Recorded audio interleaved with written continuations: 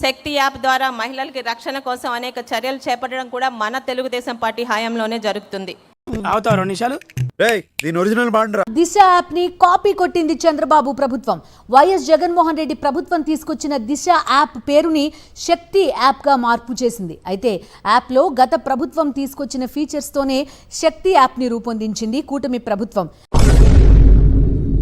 ఇక అంగన్వాడీ కార్యకర్తల వేతనం 7,000 నుండి 11,500కి పెంచి అంగన్వాడీ మహిళలకి బాసటగా నిలిచింది మన తెలుగుదేశం పార్టీ. అంగన్వాడీ టీచర్లు కానీ అంగన్వాడీ ఆయాలు కానీ ఏదైతే జగన్మోహన్ రెడ్డి గారు చెప్పారో దానికంటే 1,000 రూపాయలు అదనంగా 11,500 రూపాయలు వీరికి మంత్రిమండలి నిర్ణయించడం జరిగింది. ఆశా వర్కర్లకు 3,000 నుంచి 10,000 రూపాయలు పెంచడం కూడా మన తెలుగుదేశం పార్టీ హయాంలో జరిగింది.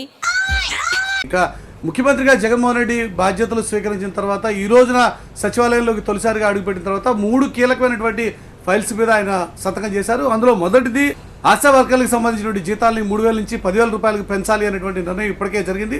దానికి సంబంధించినటువంటి తొలి ఫైల్ మీద జగన్మోహన్ రెడ్డి తొలి సంతకాన్ని ఉంచడం జరిగింది.